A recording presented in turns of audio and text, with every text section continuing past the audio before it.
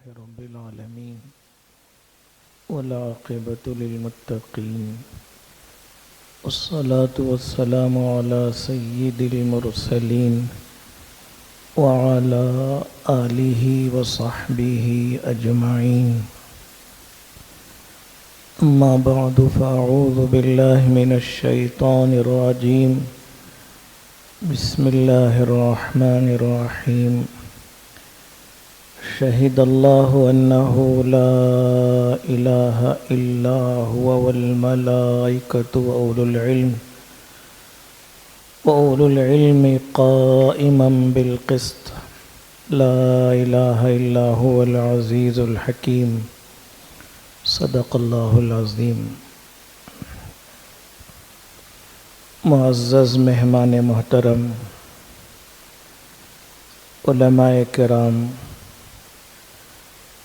اور گرامی قدر سامعین، ابھی ہمارے مہمان محترم نے جو باتیں ہمارے سامنے پیش کی ہیں وہ ایسی باتیں ہیں جو حقیقت اور تجربات کے ساتھ اور واقعہ ہیں. اگر وہ باتیں کوئی اور کہتا تو یہ جواب دیا جا سکتا تھا کہ آپ اس میدان کے نہیں ہیں، آپ کو ان باتوں کا کوئی تجربہ نہیں ہے، لہذا آپ کو کہنے کا حق نہیں. لیکن آپ ہی کے میدان کے، فیلڈ کے اور ابتدا سے آخر تک دنیاوی تعلیم حاصل کی، حافظ قرآن ہوئے، اہل اللہ کی صحبت نصیب ہوئی، تو وہ سب باتیں آسان ہو گئیں جن کو ہم مشکل اور نہایت مشکل سمجھتے ہیں. لہذا طے کریں، نیت کریں کہ جیسے ہمارے مہمان محترم ہیں انشاءاللہ ہم بھی ویسے ہی بنیں گے. ہمارا ایمان بھی، ہمارے اعمال بھی، ہمارے عقائد بھی محفوظ رہیں، علماء دین کی اور اہل اللہ کی صحبت نصیب رہے، تو دنیا بھی آپ کی بہت بہتر ہوگی اور دین داری میں بھی آپ بہت آگے ہوں گے. جیسے یہ بات بتائی گئی، ولی ہونے کے لیے مسجد میں ہونا ضروری نہیں، ولی ہونے کے لیے مدرسہ میں ہونا اور مکتب میں ہونا ضروری نہیں. بازار میں، کارخانے میں، فیکٹری میں، خاص دنیاوی ماحول میں بھی اگر کوئی ولی ہونا چاہے تو وہاں بھی آسان ہے. بس ہمت ہو، اور ہمت اللہ کی مدد اور اہل اللہ کی صحبت کی برکت سے نصیب ہوتی ہے. حضرت اقدس قاری صاحب رحمۃ اللہ علیہ اکثر فرماتے تھے کہ شیر جنگل کا بادشاہ کیوں ہے؟ کیا طاقت اس کو زیادہ ہے، یا اس کا جسم سب سے بڑا ہے، یا اور کوئی چیز ہے؟ کیوں سب سے بڑا اور بادشاہ اس کو مانا گیا؟ جہاں تک طاقت کی بات ہے، شیر سے کہیں زیادہ طاقت ہاتھی کو ہے. اس کے ایک پیر میں وہ کچلا جا سکتا ہے. شیر سے کہیں زیادہ طاقت ایک گینڈے کو ہے، اور جہاں تک جسم کے بڑا ہونے کی اور عظیم ہونے کی بات ہے، ہاتھی اس سے کافی بڑا ہے، گینڈا اس سے کافی بڑا ہے، اور بھی جانور ہیں جو کافی بڑے ہیں۔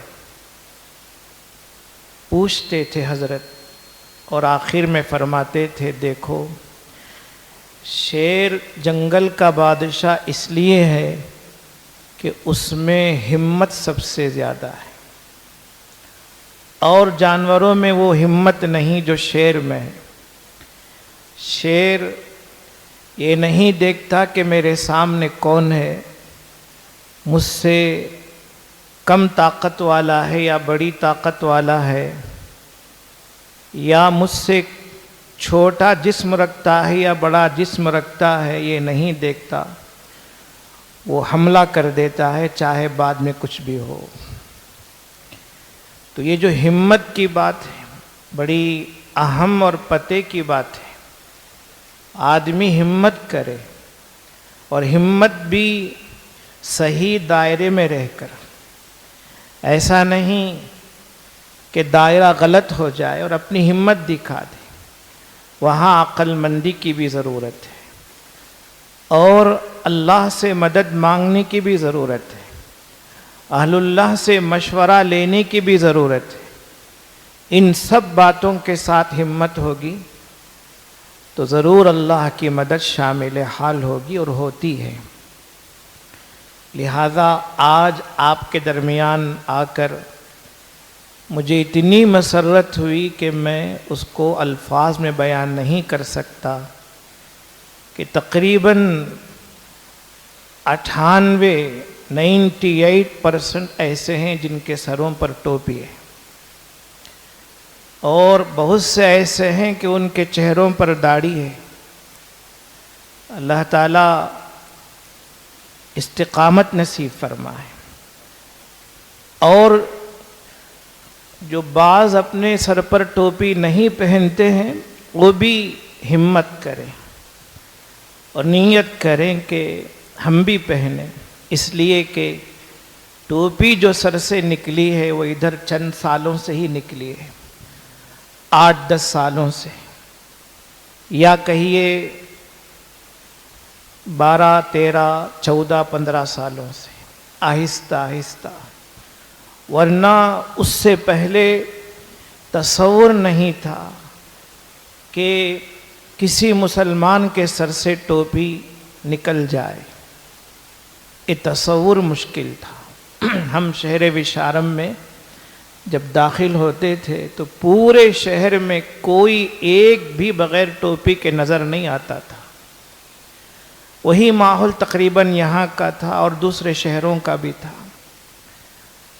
تو الحمدللہ آج بھی بہت حد تک باقی ہے، ہمیشہ باقی رکھیے، کوشش کیجیے۔ یہ ٹوپی آپ کو عزت دلائے گی، یہ داڑھی آپ کو جہاں اللہ کے نزدیک معزز کرے گی، لوگوں کے نزدیک بھی معزز کرے گی، عزت اور عظمت نصیب ہوگی، اور ترقی بھی نصیب ہوگی۔ اس لیے کہ ٹوپی ہو، داڑھی ہو، میری اپنی بات تو نہیں، ہم سب کے آقا تاجدار مدینہ حضرت محمد الرسول اللہ صلی اللہ علیہ وسلم کی سنت ہے، آپ کا طریقہ ہے۔ آپ مجھ سے اختلاف کر سکتے ہیں، اپنے نبی سے تو اختلاف نہیں کر سکتے۔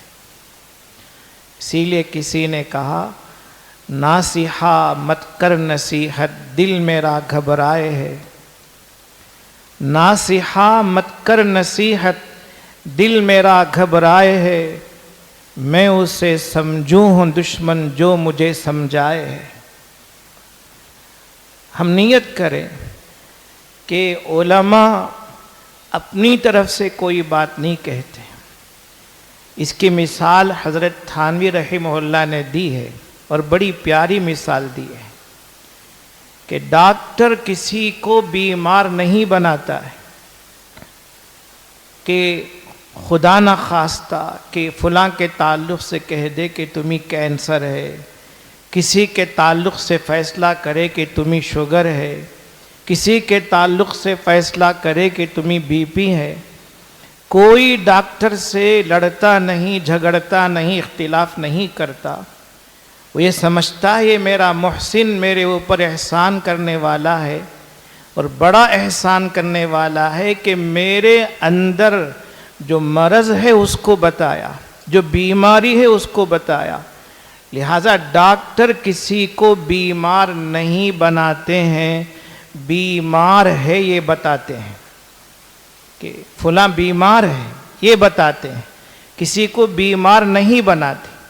ایسے ہی علماء کسی کو گمراہ نہیں قرار دیتے اور کسی کو غلط نہیں قرار دیتے، بلکہ قرآن اور سنت کی روشنی میں بتاتے ہیں کہ غلطی ہو چکی ہے، گمراہی شروع ہو چکی ہے، راستہ بدل چکے ہو، صراط مستقیم سے ہٹ رہے ہو، صحیح عقائد سے ہٹ رہے ہو، صحیح اعمال سے ہٹ رہے ہو، یہی بتاتے ہیں.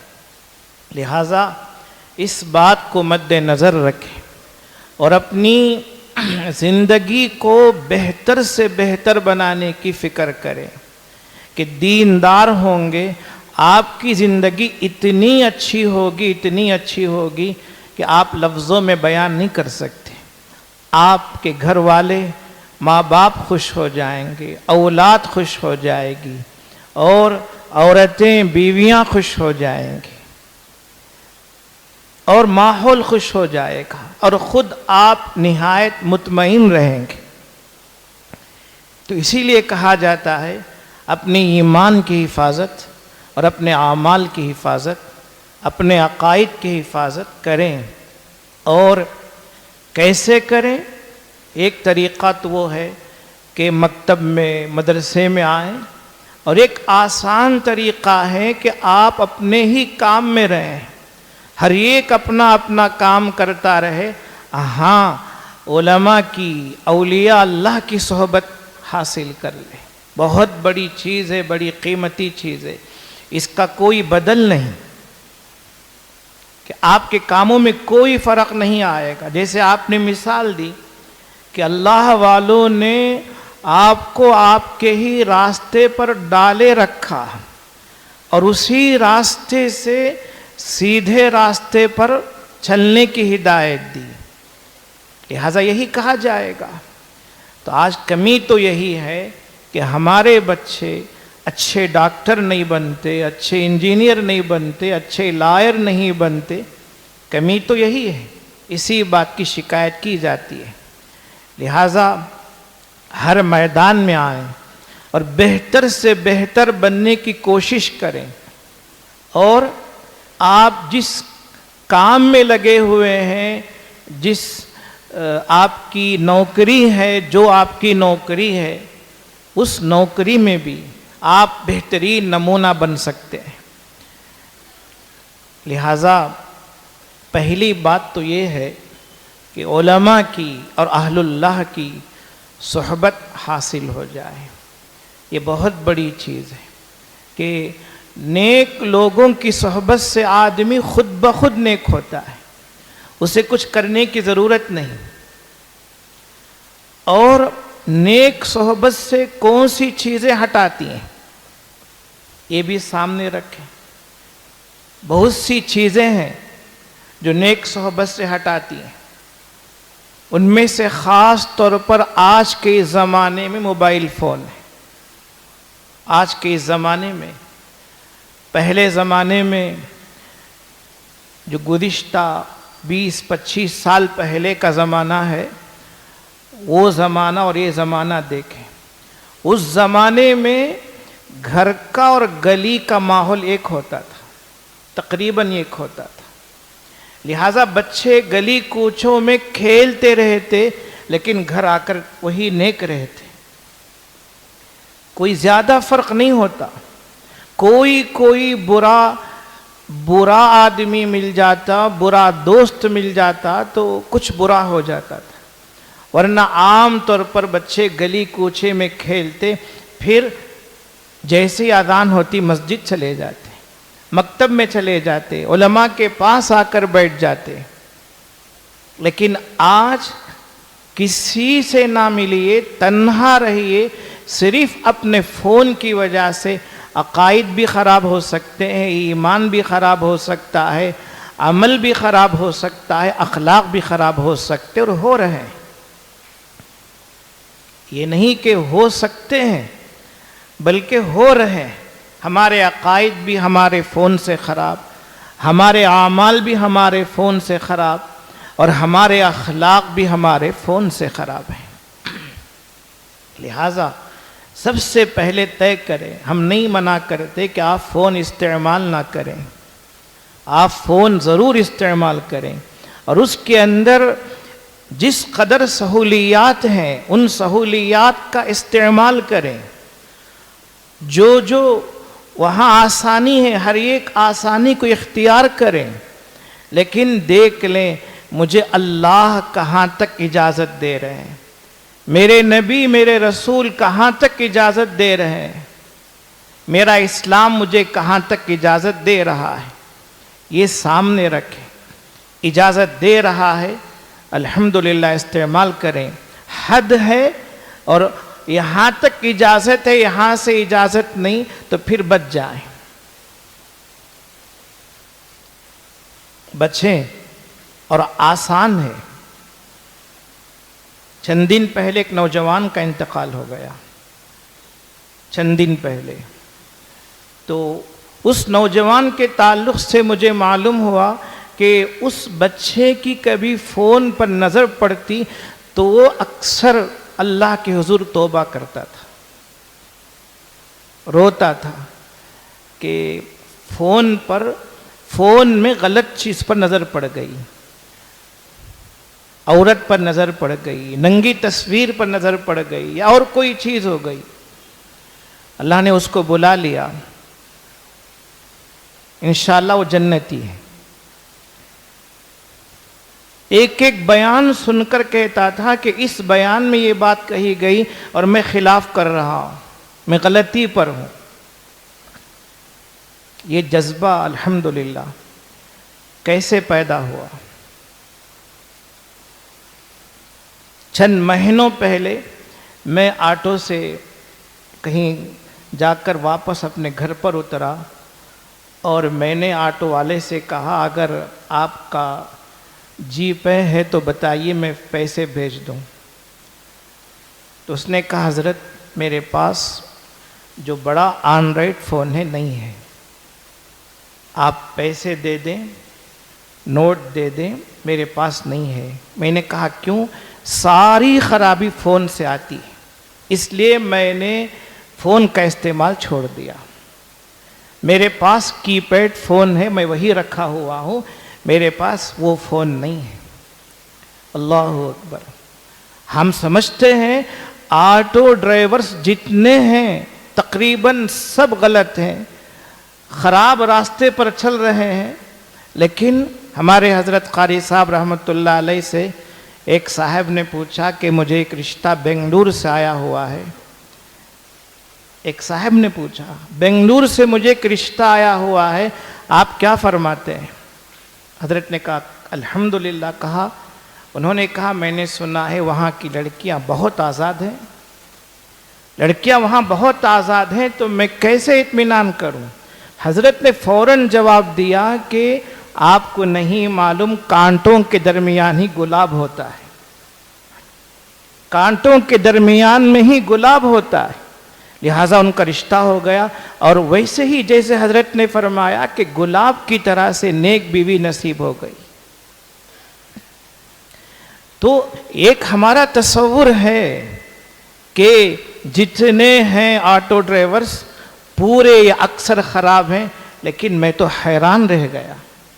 یا اللہ، اس کے دل میں اتنا خوف خدا، اور آپ کا خوف محض آپ کی دین ہے، اور ایسے اور بھی ہیں اور ہر میدان میں ہیں. لیکن زمانہ کی رفتار کی وجہ سے گھٹتے جا رہے ہیں. پہلے بہت تھے، اب گھٹتے جا رہے ہیں، کم ہوتے جا رہے ہیں، اور مجھے امید ہے انشاءاللہ آپ وہ ہوں گے. کہ آپ اس میدان میں بھی، دنیاوی ماحول میں بھی، اور اسی حالات میں، انہی حالات میں رہ کر بھی آپ انشاءاللہ جیسے ہمارے مہمان محترم نے اپنی باتیں بتائی ویسے آپ بھی ثابت ہوں گے. بس ہمت کی ضرورت ہے، اور ہمت کہاں سے آتی وہ بھی بات آ گئی. لہٰذا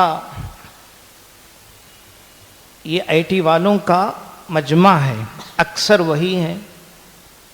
اور بہت سے لوگ مجھ سے کہہ رہے تھے آج پیسے صرف آئی ٹی والوں کے پاس ہیں، نہ مالداروں کے پاس ہیں، نہ چمڑے والوں کے پاس ہیں. پیسے صرف آئی ٹی والوں کے پاس ہیں. اور بھی بہت سے لوگوں کے پاس پیسے تھے، آج نہیں ہیں. آپ کے پاس ہیں الحمدللہ، اللہ اس میں برکت دے. ہاں آمین تو کہتے ہیں، لیکن اس وقت کچھ نہیں کہہ رہے تھے. کیوں نہیں کہہ رہے تھے؟ کہ راز کھلے گا. ٹھیک ہے، جب آپ کے پاس پیسے ہیں تو ضرورت اس بات کی ہے کہ پیسوں کی حفاظت کیجیے. مال بڑی قیمتی چیز ہے، پیسوں کی حفاظت کیجیے. حضرت سفیان ثوری رحمہ اللہ فرماتے ہیں کان المال فیما مضی یکرہ. گزشتہ زمانے میں یعنی صحابہ کے زمانے میں حضرت سفیان ثوری رحمہ اللہ تبع تابعین میں آتے ہیں. تبع تابعین میں ان کا شمار ہے. وہ کہتے ہیں صحابہ کے زمانے میں مال پسند نہیں کیا جاتا تھا، صحابہ مال کو زیادہ پسند نہیں کرتے تھے. فَأَمَّا الْيَوْمَ فَهُوَ تُرْسُ الْمُؤْمِنِ. آج مال مومن کی ڈھال ہے، مومن کے لیے سرمایہ ہے، پونجی ہے، قیمتی چیز ہے، اس کی حفاظت کا ذریعہ ہے، بڑی چیز ہے. فَأَمَّا الْيَوْمَ فَهُوَ تُرْسُ الْمُؤْمِنِ. آگے سفیان ثوری رحمہ اللہ فرماتے ہیں من کان فی یدہ من ہذہ شیء فلیصلحہ. جس کے پاس کچھ مال ہو تو اس کی اصلاح کرے. اصلاح کیسے کرے؟ مال کی حفاظت کیسے کرے؟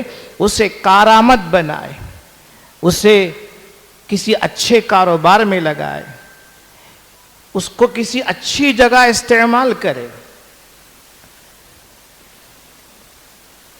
تو جس کے پاس مال ہو وہ اس مال کی اصلاح کرے، اس کی تربیت کرے، کاروبار میں لگائے، غلط جگہ نہیں. کیوں؟ آگے بڑی اہم بات بتائی.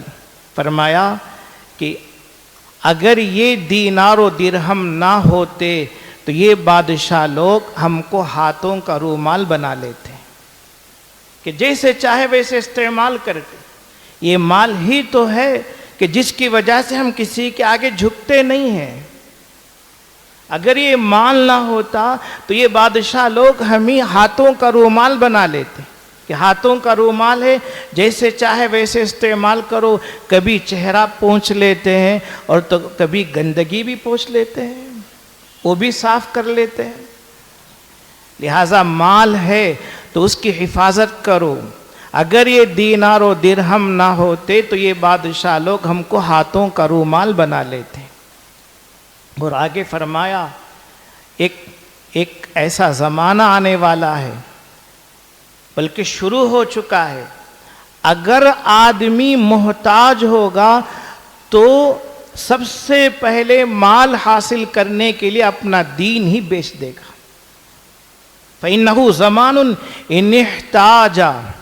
اگر محتاج ہو جائے کان اول من یبذل دینہ، تو سب سے پہلے اپنا دین بیچ دے گا تاکہ کچھ مال حاصل ہو جائے. لہٰذا مال ہے تو مال کی حفاظت کریں، اسے غلط کاموں میں استعمال نہ کریں.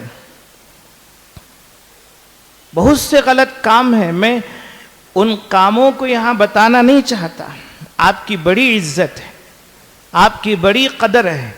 لہٰذا پیسہ ایک پیسہ بہت اہم ہے، اس کی حفاظت کریں. جو حقوق ہیں ماں باپ کو جو دینا ہے وہ دیجئے، ماں باپ کا حق دیجئے.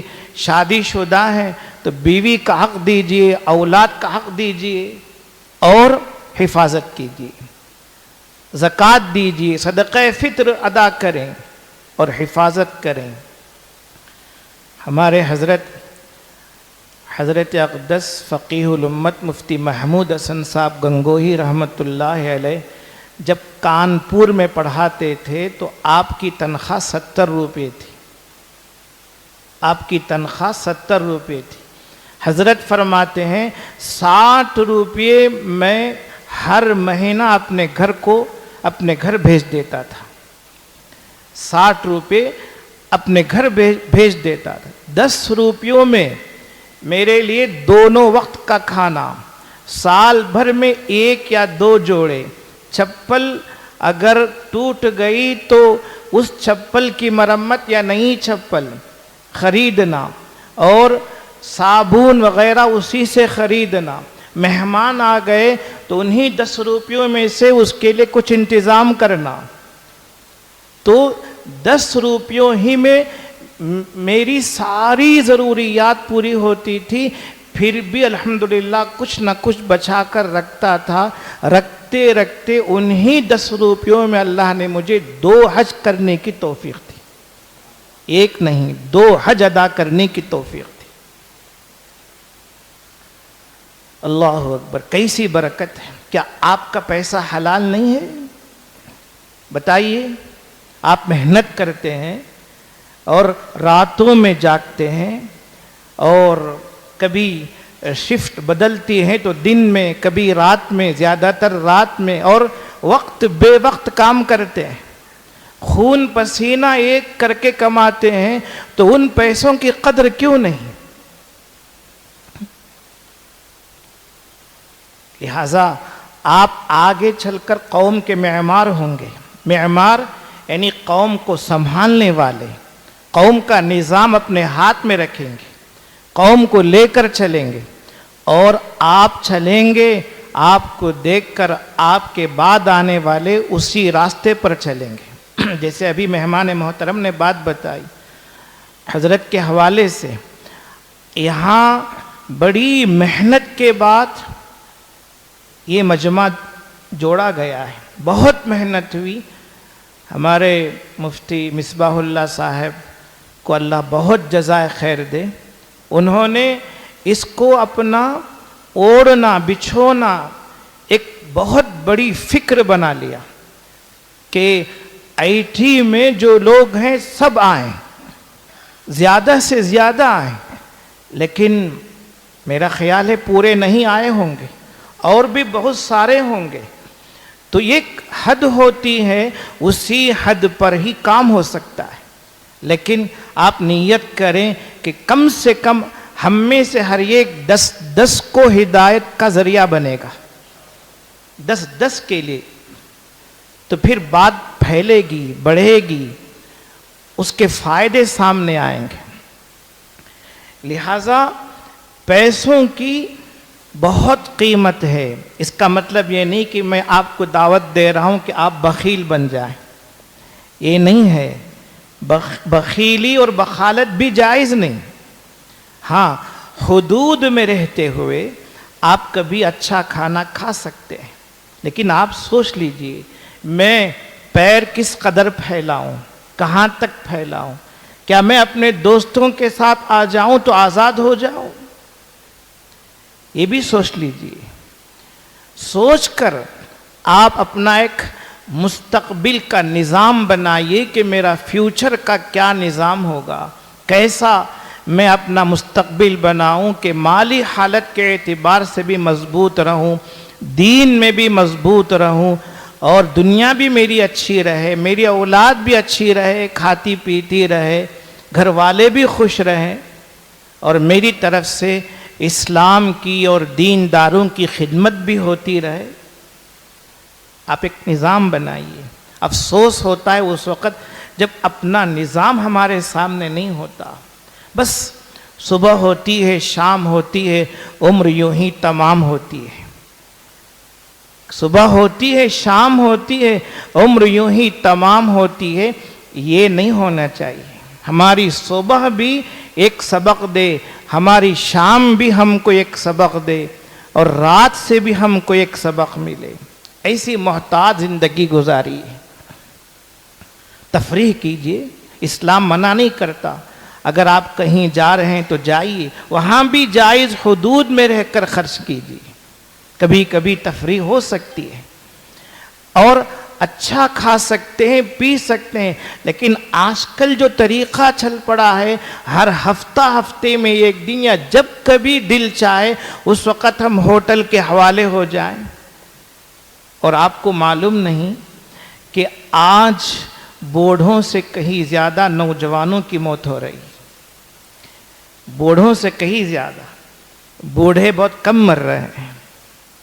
ایک ڈاکٹر صاحب نے مجھ سے کہا، ان کے والدین نے ان سے کہا، ایک ڈاکٹر صاحب سے ان کے والدین نے کہا کہ بیٹا ہمارا وقت ہو چکا، اب تمہاری زندگی ہے. تو انہوں نے اپنے ماں باپ سے منہ پر ہی کہہ دیا، آپ براہ کرم خاموش رہیں. ایسا کہہ کر آپ لمبا بیٹھتے ہیں اور ہم لوگ چلے جاتے ہیں. براہ کرم خاموش رہیں. ایسا کہتے رہتے اور بہت لمبا بیٹھتے اور ہم لوگ جلدی چلے جاتے. کئی نوجوان ہمارے سامنے چلے گئے. سوچنے کی ضرورت ہے. لہذا مال قیمتی، جسم قیمتی، صحت بڑی قیمتی چیز ہے. ایک حدیث میں اللہ کے نبی فرماتے ہیں، نعمتان مغبون فیہما کثیر من الناس الصحت والفراغ. دو نعمتیں ایسی ہیں کہ اکثر لوگوں کو دھوکا ہوا ہے. ان نعمتوں میں اکثر لوگوں کو دھوکا ہوا ہے، اکثر لوگ دھوکے میں پڑے ہوئے ہیں. ایک صحت کی اور ایک وقت کی. سمجھتے ہیں آج صحت ہے، صحت ہمیشہ رہے گی، یہ سمجھتے ہیں، لیکن ایسا نہیں ہے. شیخ سعدی رحمہ اللہ نے لکھا ہے، ایک شخص بیمار کے سرہانے بیٹھ کر پوری رات روتا رہا. جب صبح ہوئی تو بیمار اچھا ہوا، رونے والا مر گیا. بیمار اچھا ہو گیا. حضرت شیخ سعدی رحمہ اللہ نے لکھا ہے. کیوں؟ جو روتا رہا وہ یہ سمجھتا رہا کہ بیمار کو مرنا ضروری ہے اور صحت مند کو جینا ضروری ہے. ایسا کہاں لکھا ہے؟ بیمار کو مرنا ضروری ہے نہیں. ہم دیکھتے ہیں ایسے بہت سو کو 10 سال بستروں پر پڑے ہوئے ہیں، زندگی گزار رہے ہیں 10 سال. اور بہت سے ایسے ہیں ان کے تعلق سے تصور بھی نہیں ہوتا، اچانک خبر آتی ہے کہ فلاں نہیں رہا، اور دل پر جو قیامت گزرتی ہے، اللہ اکبر، اسے ہم کیسے بیان کر سکتے ہیں. اپنی صحت کی حفاظت کریں اور مال کی حفاظت کریں، وقت کی حفاظت کریں، اپنے اخلاق کی حفاظت کریں. موبائل فون سے اخلاق بہت بگڑ رہے ہیں.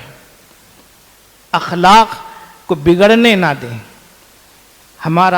ہمارے جتنے اخلاق ہیں سب اخلاق اچھے رہیں، قرآن اور سنت کے دائرے میں رہیں. اخلاق کی لمبی تفصیل ہے. ہمارے اندر حرص و ہوس پیدا نہ ہو، ہمارے اندر تکبر پیدا نہ ہو، اور ہمارے اندر ناجائز خواہشات نہ پیدا ہوں. ناجائز خواہشات یہ اعمال صالحہ کے بھی خلاف ہے اور اخلاق کے بھی خلاف ہے، دونوں کے خلاف ہے. لہذا کوئی ناجائز خواہش نہ ہو، اس کی کوشش کریں. آنکھوں کی حفاظت، اللہ تعالیٰ نے قرآن کریم میں فرمایا کہ زنا سے قریب نہ ہو جاؤ. وَلَا تَقْرَبُوا الزِّنَا إِنَّهُ كَانَ فَاحِشًا. بہت بری چیز ہے، بے حیائی کی چیز ہے. اللہ یہ نہیں کہہ رہے ہیں کہ زنا نہ کرو، بلکہ یہ کہہ رہے ہیں کہ زنا سے قریب نہ ہو جاؤ. مطلب اس سے متعلق جتنی چیزیں ہیں جو اسباب ہیں، زنا سے کیسے بچیں گے؟ ایک تو آنکھوں کی حفاظت ہوگی. لہٰذا آنکھوں کی حفاظت کر لیں تو بہت حد تک محفوظ ہو جائیں گے، بڑی حد تک حفاظت ہو جائے گی. آنکھوں کی حفاظت، دل و دماغ کی حفاظت، اپنے دل کی حفاظت. کوشش کریں اور مانگیں. صرف یہ ایک پہلو اختیار نہ کریں کہ ہم نے بہت کوشش کی ہم سے نہیں ہوا. یہ طریقہ نہیں ہے. کوشش ہو اللہ کی مدد کے ساتھ اللہ سے مانگے کہ اے اللہ میں کام شروع کر رہا ہوں میری مدد فرما. پھر اگر گناہ ہو گیا پھر سچی توبہ کرے. معمولی سی توبہ نہیں. اس لیے کہ اللہ والے کہتے ہیں کہ ہمارا استغفار بھی قابل استغفار ہے. ہمارا استغفار بھی، ہماری توبہ بھی قابل توبہ ہے. یعنی یوں کہیں ہم جو توبہ کرتے ہیں وہ توبہ بھی گناہ ہے. اس لیے کہ ہم جو توبہ کرتے ہیں دل میں خیال رہتا ہے پھر موقع ہوگا تو پھر کریں گے. بظاہر توبہ کر لیتے ہیں تو اس سے کوئی فائدہ نہیں ہوتا. توبہ نصوحا یا ایھا الذین آمنوا توبوا الی اللہ توبۃ نصوحا. سچی اور خالص توبہ ہونی چاہیے، اس میں ملاوٹ نہ ہو. نصوح کہتے ہیں ناصح جو دل سے خیر خواہ ہوتا ہے. نصیحت کسے کہتے ہیں؟ نصیحت کہتے ہیں جو خیر خواہی دل سے ہوتی ہے، اس میں کوئی غرض شامل نہیں ہوتی. غرض شامل ہوگی تو نصیحت نہیں ہوگی. تو نصیحت سے ہی ناصح سے ہی نصوحا. اللہ کہہ رہے ہیں کہ اس میں کوئی ملاوٹ نہ ہو، کوئی آمیزش نہ ہو. خالص توبہ اللہ ہمیں نصیب کرے. بڑی خالص توبہ ایک توبہ بھی پوری زندگی کے لیے کافی ہوتی ہے. اور ہر مرتبہ خالص توبہ ہوگی، سچی توبہ ہوگی تو اللہ تعالیٰ توبہ کو قبول کرتے ہی ہیں. اللہ تعالیٰ گناہوں کو بھی نیکیاں بناتے ہیں، گناہوں کو بھی نیکیوں میں تبدیل کرتے ہیں. لہٰذا فکر مند ہو جائیں. آج کے اس زمانے میں جبکہ ہمارے اوپر ہمارا مخالف ماحول ہے، نیچے ہمارا مخالف ماحول ہے، دائیں مخالف ماحول ہے، بائیں مخالف ماحول ہے، ہر طرف مخالف ماحول ہے. آپ چند نوجوان ہیں اور میں کہوں نحن نقص علیک نبأہم بالحق انہم فتیۃ آمنوا بربہم وزدناہم ہدی وربطنا علی قلوبہم اذ قاموا فقالوا ربنا رب السماوات والارض لن ندعو من دونہ الہا لقد قلنا اذا شططا. اللہ پوچھ رہے ہیں، کہہ رہے ہیں ہم اے پیغمبر ہم آپ کو ان کا قصہ سچا سنا رہے ہیں. نحن نقص علیک نبأہم بالحق. ان کا واقعہ یعنی اصحاب کہف کا، ان کا قصہ ہم آپ کو سچا سنا رہے ہیں. اب شروعات کیسے ہو رہی ہے؟ انہم فتیۃ. وہ چند نوجوان تھے. انہم فتیۃ. اور حضرت مولانا علی میاں رحمۃ اللہ علیہ نے بڑا پیارا ترجمہ کیا. وہ چند جوان مرد تھے. انہم فتیۃ. فتن کہتے ہیں جوان اور نوجوان کو. فتیتن اس کی جمع ہے. چند نوجوان تھے. کتنے تھے؟ اکثروں کی رائے ہے کہ وہ 7 تھے. اصحاب کہف 7 تھے. اور ابھی جوانی شروع ہوئی، بڑی امیدیں وابستہ تھی. امیروں کی اولاد تھے، وزیروں کی اولاد تھے اور مالداروں کی اولاد تھے. ان سے بڑی امیدیں وابستہ تھی ان کے لوگوں کی. آگے چل کر ہماری جگہ یہ لیں گے. بس ان کی امید تو اتنی ہی ہوگی کہ ہماری جگہ وہ آ جائیں تو بہت بڑی ترقی ہوگی، اعلیٰ ترقی حاصل ہو گئی. لیکن قرآن اور اسلام میں یہ کوئی ترقی نہیں. انہم فتیۃ.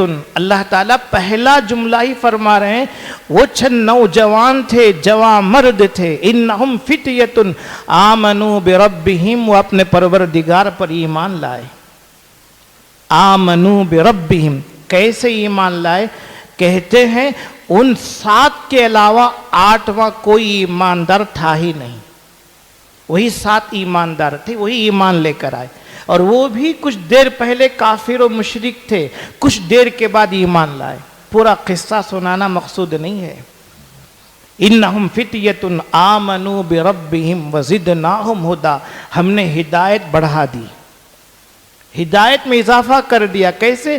وربطنا علی قلوبہم، ہم نے ان کے دل جما دیے، مضبوط کر دیے۔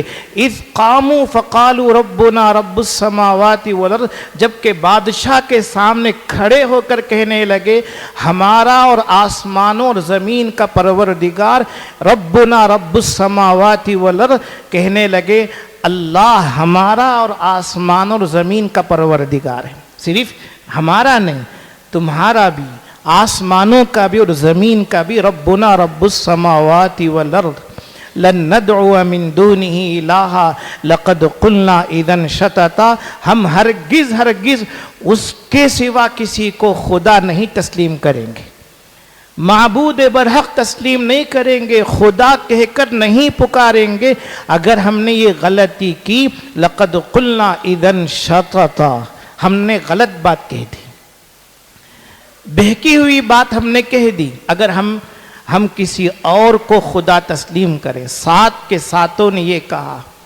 تو اب اصحاب کہف کا لمبا واقعہ ہے۔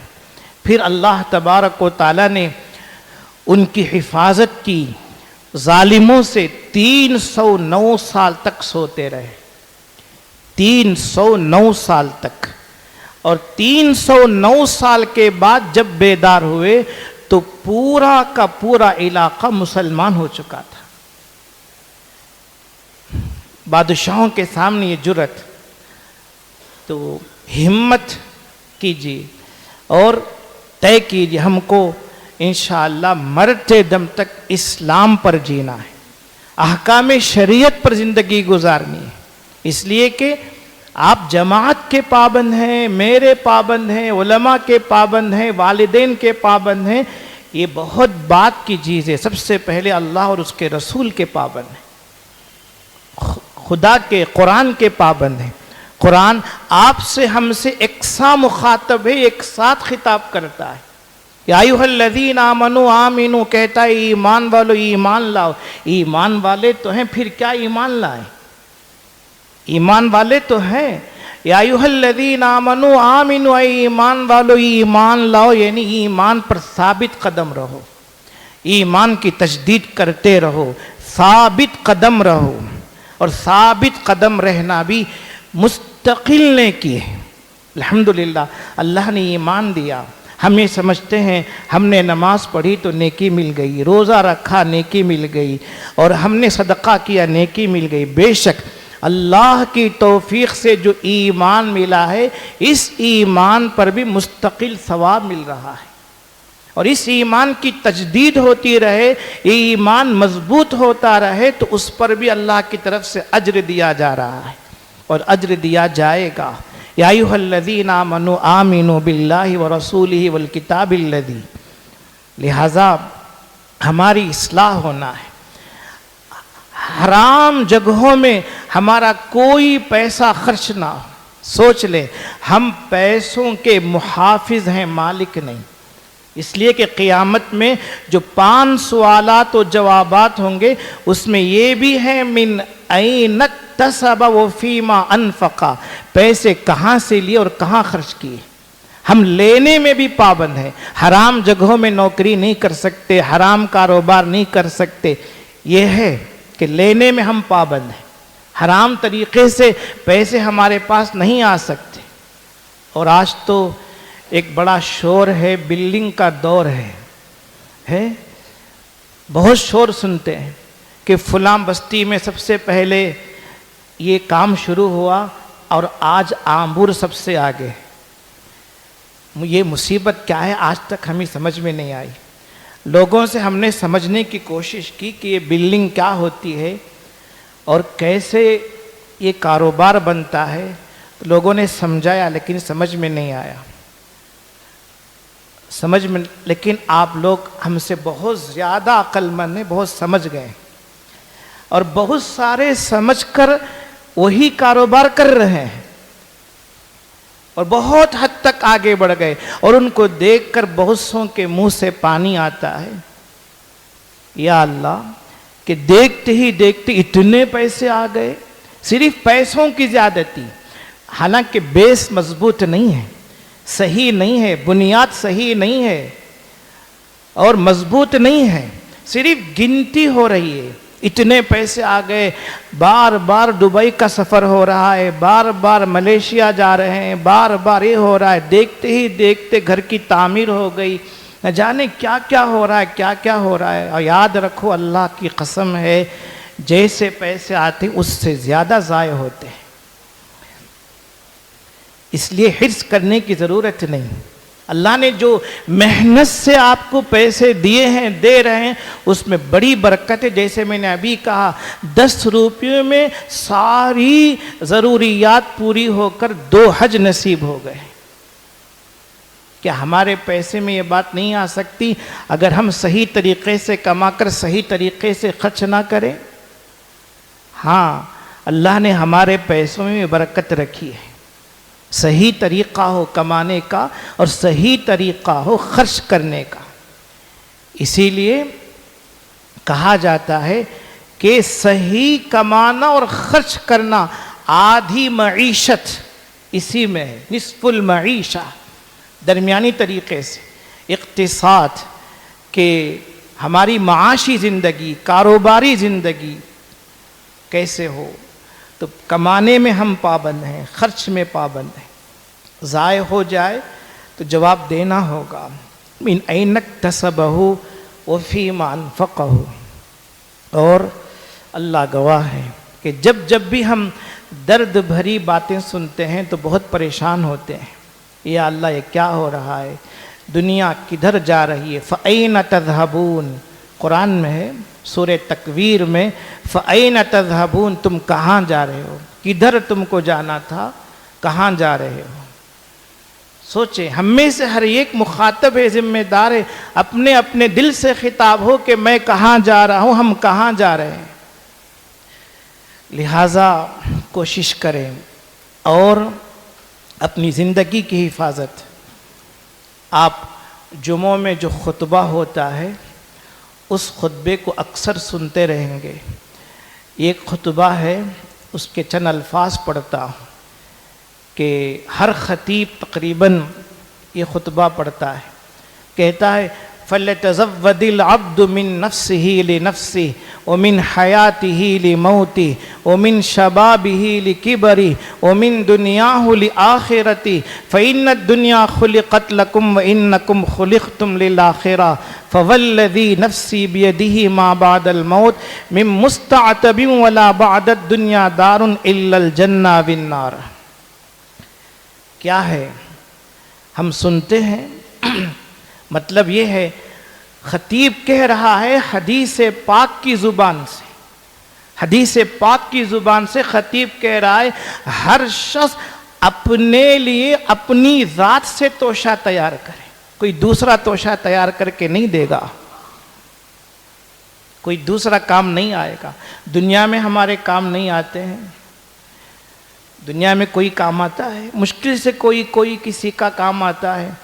ہمارے ایک جاننے والے ہیں، وہ کہتے ہیں کہ میں جب بھی کسی سے قرض لینے کے لیے جاتا ہوں تو وہ مجھے بٹھا کر اپنی پریشانی آدھا گھنٹہ سناتے ہیں، اپنی پریشانی، اور یہ کہتے ہیں آپ 2 ہفتے پہلے 1 مہینہ پہلے آئے ہوئے ہوتے تو میں دے دیتا، آپ نے تاخیر کر دی، اور میرے ساتھ یہ تقاضے ہیں، یہ پریشانیاں ہیں۔ وہ کہتے تھے مجھ سے بظاہر دل تو نہیں چاہتا لیکن بظاہر افسوس کر کے آ جاتا تھا، بظاہر افسوس کر لیتا تھا کہ وہ آپ کے ساتھ اتنی پریشانی، حالانکہ دیکھنے میں بہت اچھے لگتے ہیں، گورنمنٹ جاب ہے اور بڑی تنخواہ مل رہی ہے، بڑی تنخواہ مل رہی ہے۔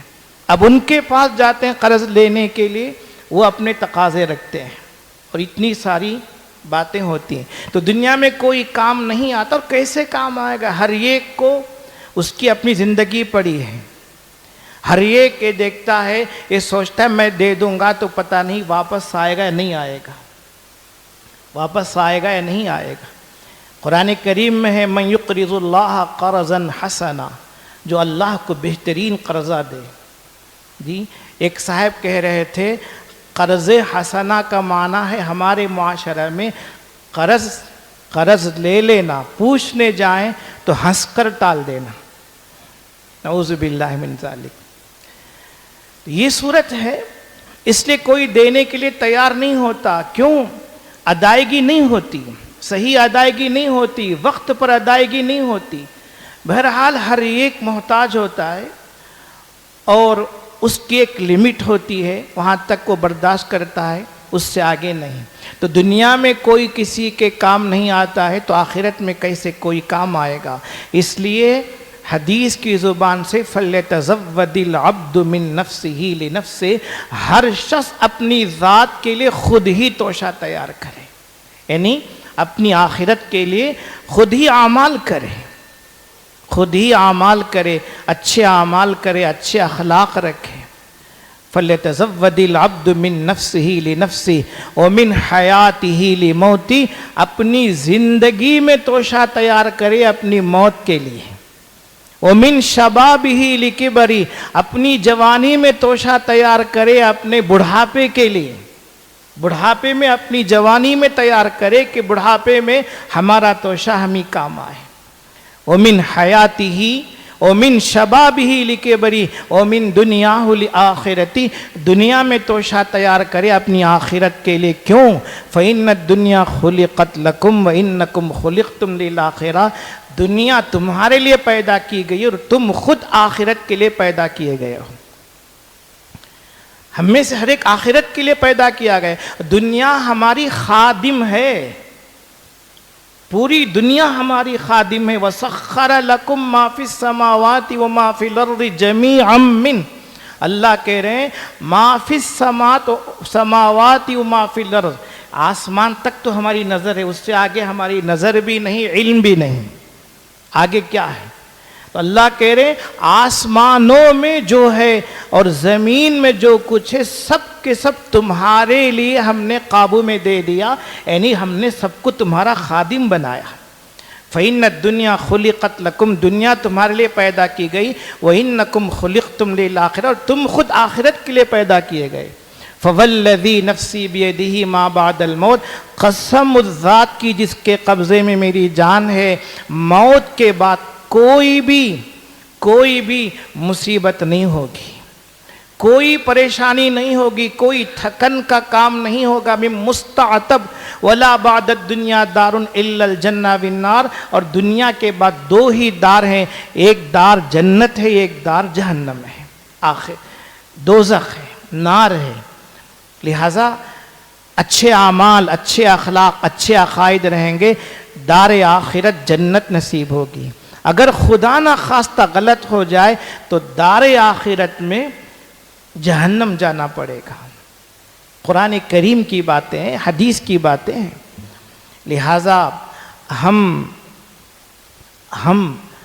بس ہماری زندگی اچھی ہو جائے، ہمارا ماحول اچھا ہو جائے، ہمارے گھر والے اچھے ہو جائیں. جیسے ڈاکٹر اقبال کہتے ہیں میرا نہیں بنتا نہ بن اپنا تو بن، میرا نہیں بنتا نہ بن کوئی حرج نہیں، لیکن اپنا تو بن. اپنا جب بنے گا تو تیرے بننے سے انشاءاللہ تیرا پورا ماحول اچھا ہو جائے گا، بہترین ماحول ہوگا. تیرے بننے سے تیرے گھر والے اچھے بن جائیں گے، خاندان اچھا بنے گا. دیکھ کر ہو سکتا ہے دیر ہو لیکن اندھیر تو نہیں ہے، مشکل نہیں ہے. لہذا یہ جو خطبہ کے الفاظ ہیں میں نے اس لیے پڑھے کہ ہم سنتے ہیں، ترجمہ ہم کو معلوم نہیں ہوتا. ہم سمجھتے ہیں کہ شاید کوئی قرآن کریم پڑھا گیا، ثواب مل گیا. ثواب نہیں، پیغام ہے. ثواب تو ہے ہی، ہر خطبے میں پیغام دیا جا رہا ہے زندگی کیسے گزارنی ہے. اس لیے بری صحبت سے بچیں کہ کوئی بری صحبت نہ ہو، خاص طور سے موبائل فون، اس کا کوئی غلط استعمال نہ ہو. اور آج اسی موبائل فون نے بیڑا غرق کر دیا. جیسے میں نے کہا عقائد بھی خراب ہو گئے، اعمال بھی خراب ہو گئے اور اخلاق بھی خراب ہو گئے. میں آپ کو نہیں کہہ رہا ہوں، میں آپ کو فرشتے سمجھتا ہوں. سمجھے، جو ماحول ہے وہ میں وہ سامنے رکھتا ہوں. لہٰذا یہ سب ہمارے خراب ہو گئے اور خراب ہو رہے ہیں. افسوس کریں، افسوس کرنے سے کوئی حل نہیں نکلتا. جیسے تبصرے ہم کرتے ہیں، تبصرہ سے کوئی فائدہ نہیں ہوتا کبھی بھی. جیسے اکبر الہ آبادی نے کہا، دوا ترقی کی میں نے دیکھی، بسط ادب ہے یہی گزارش، مرض ترقی کرے گا اس سے مریض اچھا نہ ہو سکے گا. ترقی کی دوا میں نے دیکھ لی، ترقی کی دوا میں نے دیکھ لی. پورے ادب کے ساتھ گزارش ہے کہ بیماری بڑھتی جائے گی، مریض کبھی بھی اچھا نہیں ہوگا. کہ مرض ترقی کرے گا اس سے مرض اچھا نہ ہو سکے گا، مریض اچھا نہ ہو سکے گا. لہذا اپنا نہیں بنتا نہ بن، میرا نہیں بنتا نہ بن، اپنا تو بن. تو اپنے کیسے بنیں گے؟ موبائل فون کا غلط استعمال نہ ہو، اور آپ ہمت کر لیں اللہ سے مانگیں تو بہت آسان ہے. تو سب سے پہلے عقائد کو لیتے ہیں. عقائد میں بگاڑ، عقائد میں بگاڑ. آپ دیکھیے انجینئر مرزا محمد علی کا جو فتنہ ہے صرف موبائل فون سے ہی پھیلا ہے. گوہر شاہی کا فتنہ، جاوید غامدی کا فتنہ، اور فیاض نامی کوئی فتنہ ہے اس کا فتنہ، اور بھی بہت سارے فتنے ہیں صرف موبائل سے پھیلے ہیں. نعوذ باللہ من ذالک. ہم نے کبھی سوچا یا دیکھا کہ جس ماحول میں ہم بچپن سے، پیدائش سے لے کر پڑے بڑھے اور ہماری جو زندگی آگے ہوئی ہے، نوجوان ہوئے ہیں، آگے بڑھے ہیں، جس ماحول میں ہم نے کبھی یہ گوارا نہیں کیا کہ ہم اپنے علماء سے کم معلوم کر لیں، پھر دیکھیں، علماء سے معلوم کر لیں کہ یہ صحیح ہے یا نہیں. اس لیے کہ ہر چمکنے والی چیز سونا نہیں ہوتی. سمجھ رہے ہیں؟ بعض کہتے ہم نے پوری بات سنی، کوئی بات، وہ تو کوئی غلط بات نہیں کہتا ہے، وہ تو کوئی غلط بات نہیں کہتا ہے. میں کہتا ہوں اگر آپ اس فیلڈ کے ہوں اور کہیں تو آپ کی بات مان لیں گے. اس فیلڈ کے ہوں، سمجھے، آپ اس میدان کے نہیں ہیں. جیسے آپ کا فیلڈ دوسرا ہے، ہمارا دوسرا ہے. آپ کے فیلڈ میں ہمارا مشورہ قابل قبول نہیں ہوگا. آپ سب سے پہلے کہیں گے کہ ہماری پڑھائی آپ پڑھیے پھر مشورہ دیجیے. ایسے ہی آپ پہلے قرآن سمجھیے، حدیث سمجھیے، سنت سمجھیے، صحابہ کی زندگی کو دیکھیے، ان کو سمجھیے، پھر آپ کہیں تو ہم مان لیں گے. آپ نے دائیں نہیں دیکھا، بائیں نہیں دیکھا، آگے اور پیچھے نہیں دیکھا، اور آسانی سے کہہ دیتے ہیں کہ وہ کیا غلط کہتا ہے. نعوذ باللہ من ذالک. کتنی غلطیاں کرتا ہے، ایک دو نہیں، سینکڑوں ہزاروں غلطیاں کرتا ہے، اور جان بوجھ کر کرتا ہے، اور لوگوں کو بھٹکانے اور بہکانے کے لیے کرتا ہے. لیکن ہم اسے معصوم سمجھے ہوئے. اسی لیے بہت بڑے امام، دو امام، حضرت حسن بصری رحمہ اللہ اور حضرت امام ابن سیرین رحمہ اللہ، محمد ابن سیرین، یہ دونوں ہم زمانہ ہیں اور دونوں زبردست عالم، اپنے وقت کے صحابہ کو دیکھے ہوئے، تابعین میں سے. حضرت حسن بصری بہت شروع دور کے ہیں، تو ان کے ساتھی ہیں ابن سیرین. ان کا ایک جملہ یاد رکھیے، ان ھذا العلم دین فانظروا امن تاخذون دینکم. یہ علم دین ہے، یہ علم دین ہے. لہٰذا سوچ لو، غور کر لو کہ تم اپنا دین کہاں سے لے رہے ہو، کس سے لے رہے ہو. فانظروا امن تاخذون دینکم. اس لیے کہ ولایت کے لباس میں، ولی ہونے کے، عالم ہونے کے لباس میں شیطان گمراہ کر رہا ہے، ہزاروں کو گمراہ کر چکا ہے. کڑپا ایک بستی ہے، سب جانتے ہیں، وہاں کے ایک متولی نے اپنی مسجد کے امام کو اس لیے نکال دیا کہ انجینئر مرزا نے کہا کہ شب برات ثابت نہیں۔ امام نے، اس مسجد کے امام نے بالتفصیل حدیث کے حوالے سے بات کہی کہ شب برات ثابت ہے، ایک نہیں 10 حدیثیں ہیں، ایک نہیں 10 حدیثیں، اور صحیح حدیث بھی ہے شب برات کے تعلق سے، غیر مقلدین نے اعتراف کیا ہے، صحیح حدیث ہے، پھر بھی مرزا نے کہہ دیا کہ شب برات ثابت نہیں، اب عالم ہی کو وہاں سے نکال دیا۔ کتنے افسوس کی بات ہے۔ تو ہم کیا سمجھتے ہیں کہ بہت سے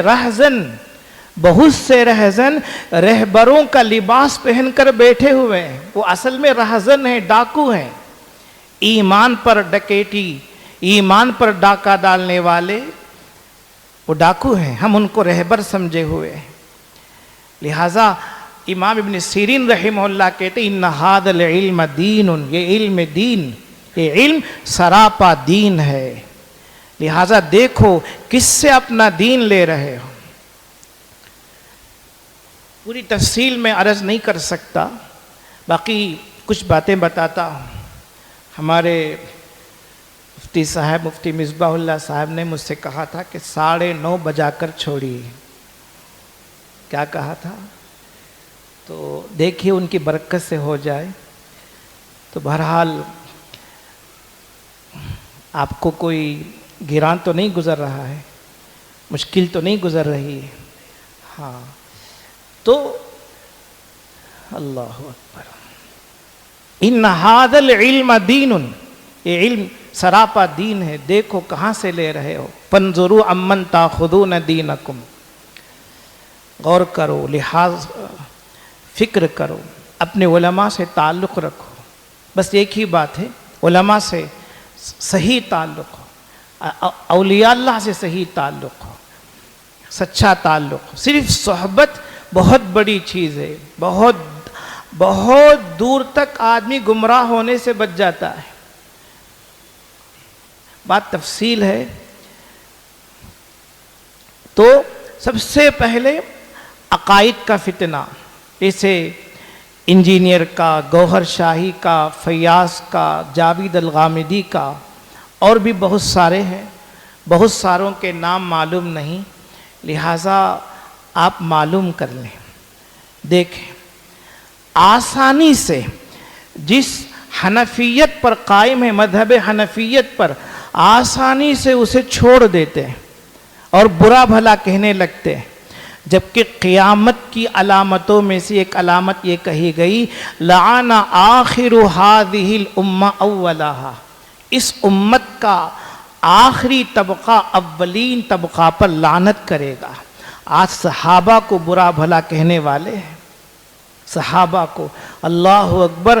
ہمارا تو ایمان ہے کہ صحابہ کی جوتی کے صدقے میں، ان کے پیر کے نیچے جو دھول ہے اس کے صدقے میں ہمیں جنت ملے گی۔ صحابہ کون ہیں؟ اللہ اکبر۔ آسانی سے صحابہ اکرام کو نشانہ بناتے ہیں۔ اللہ کے نبی نے فرمایا لا تسبوا اصحابی، میرے صحابہ کو گالی نہ دو، برا بھلا نہ کہو۔ کیوں؟ شاگرد کو گالی دینا استاذ کو دینا ہے۔ ہاں، یہ کہہ دیتے آسانی سے، ہم اللہ کے نبی کو تو مانتے ہیں لیکن آپ کے شاگردوں کو نہیں مانتے۔ تو تمام دشمنوں نے اللہ کے نبی کے تعلق سے، یا اکثر کہیے اکثروں نے اللہ کے نبی کے تعلق سے کچھ نہیں کہا، قرآن کے تعلق سے کچھ نہیں کہا، حدیث کے تعلق سے کچھ نہیں کہا، صحابہ کے تعلق سے کہا، اس لیے کہ پوری شریعت صحابہ نے ہی امت کے سامنے پیش کی۔ اب یہ ستون ہی نہ رہے، نہ محل رہے گا، نہ چھت رہے گی، نہ دیوار رہے گی، سب ختم ہو جائیں گے۔ صحابہ سے بدگمان کر رہے ہیں، بدگمان کر چکے ہیں۔ میری کیا اوقات ہے، میری کیا حیثیت ہے کہ میں صحابہ کے تعلق سے کچھ کہوں؟ اور ایک بڑے عالم نے بڑی پیاری مثال دی. صحابہ سے غلطی ہوئی ہو سکتی ہے، انسان تھے، ہوئی ہوگی، لیکن بڑی پیاری بات کہی. آپ کے ہاتھ میں جو رومال دستی ہے آپ اس کو اپنی جیب میں رکھتے ہیں اور چہرہ پوچھتے ہیں، چہرہ پوچھتے ہیں. اگر کبھی نجاست پر پڑ جائے، آپ نے اس سے نجاست صاف کی یا وہ نجاست پر پڑ جائے یا اس کے اوپر گندگی پڑ جائے تو آپ اسے دھوتے ہیں، پھر اپنی جیب میں رکھ لیتے ہیں. صحابہ سے غلطی ہوئی ہو سکتا ہے، لیکن اللہ نے ان کو معاف کر دیا، پھر اللہ نے ان کو ہمارے سروں پر رکھ دیا اور ہمارے دلوں میں بٹھا دیا. لہذا ہم سیدھے نہیں، نہ دائیں نہ بائیں، نہ آگے نہ پیچھے، ہم کتنے خراب ہیں. تو اس امت کا آخری طبقہ اولین طبقہ پر لعنت کرے گا، کہیں ہم اس کے مصداق تو نہ بن جائیں لعنت کرنے والوں میں. لہذا ایک تو صحابہ کے تعلق سے، پھر ائمہ کرام آسانی سے امام اعظم ابو حنیفہ پر، امام شافعی پر، امام مالک پر، امام احمد ابن حنبل علیہم الرحمہ پر انگلی اٹھا دیتے ہیں. ادھر ادھر کی باتیں، ایسے ویسے لوگوں کی باتوں کو سن کر سوچیں، ایک کتنے بڑے اللہ والے تھے، ان کی تاریخ پڑھیے. امام طحاوی کہتے ہیں، بہت بڑے امام ہیں اور عقیدہ پر کتاب لکھنے والے سب سے پہلے حنفی عالم امام طحاوی ہیں.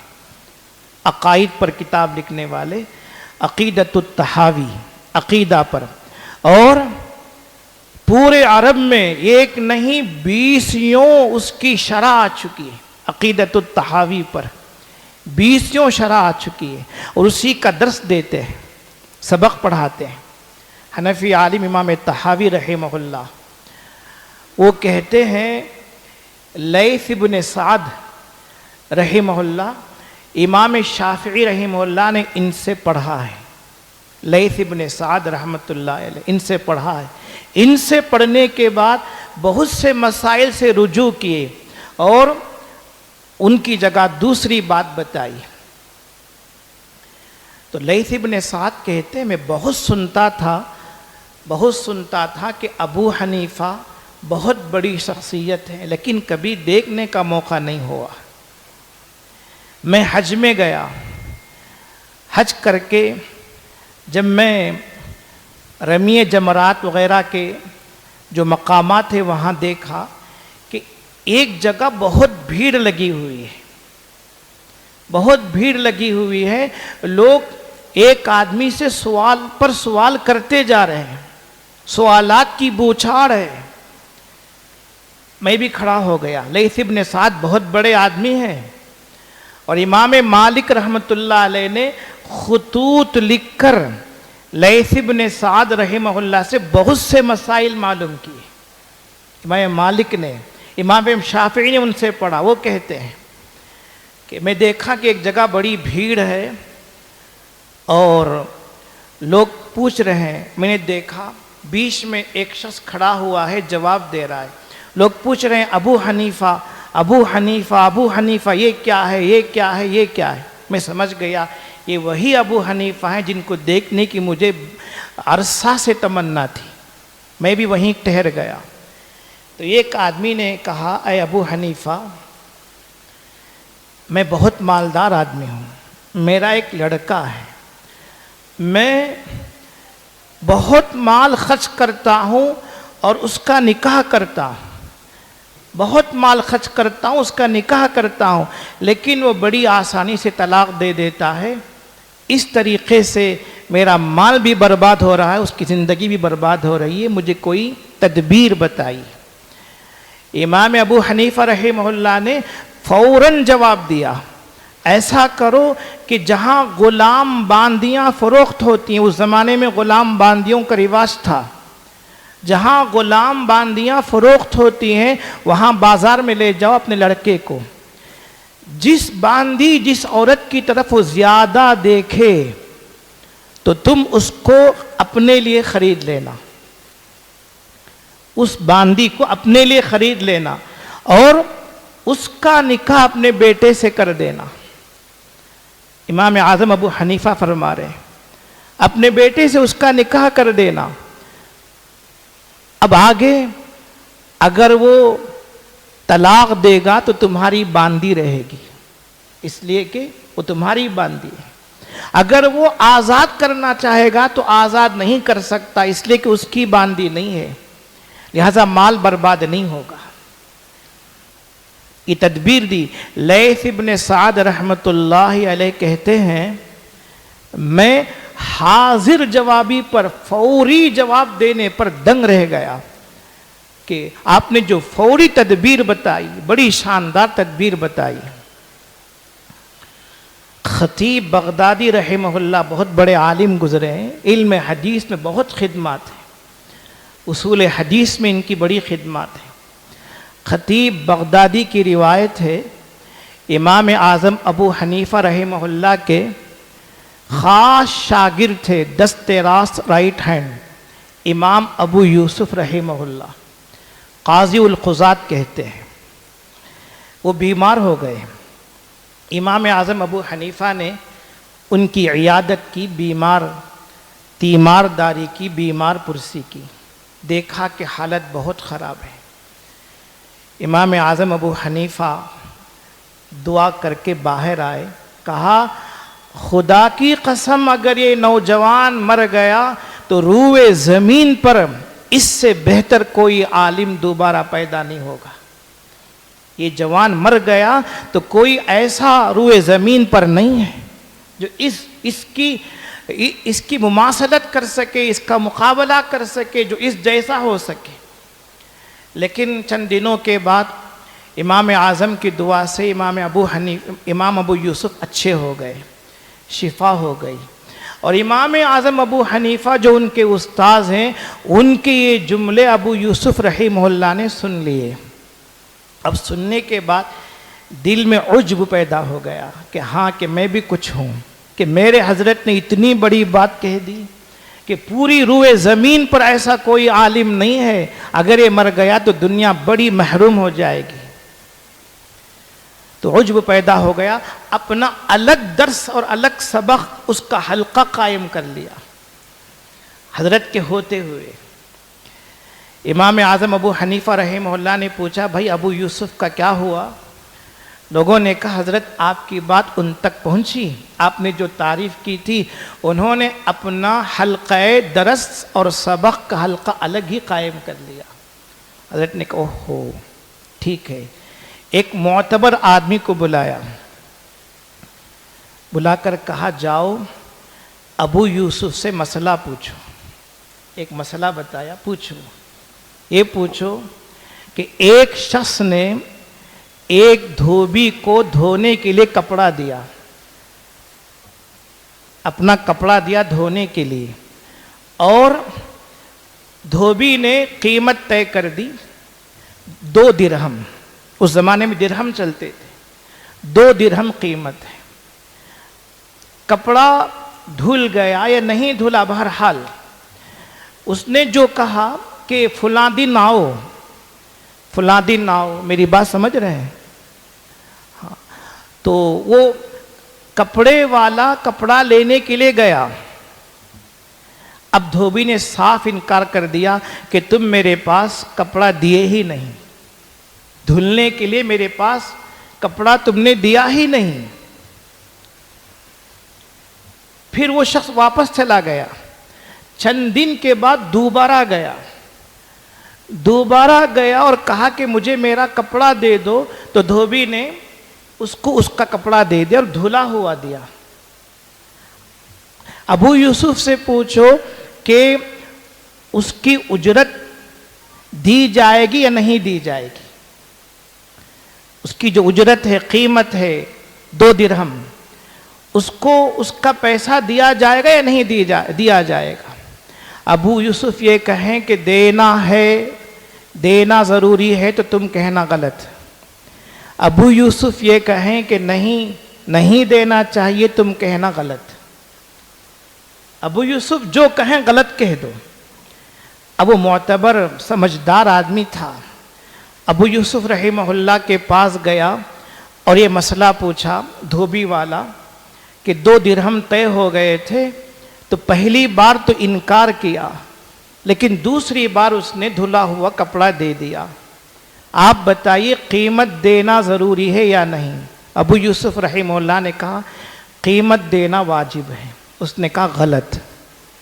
ابو یوسف رحمہ اللہ کچھ دیر سوچنے لگے، پھر کہا نہیں قیمت نہیں دی جائے گی۔ اس نے کہا غلط۔ فوراً سمجھ گئے کہ ہو، سیدھے امام اعظم ابو حنیفہ کے پاس آ گئے، کچھ نہیں کہا اس سے، فوراً سمجھ گئے۔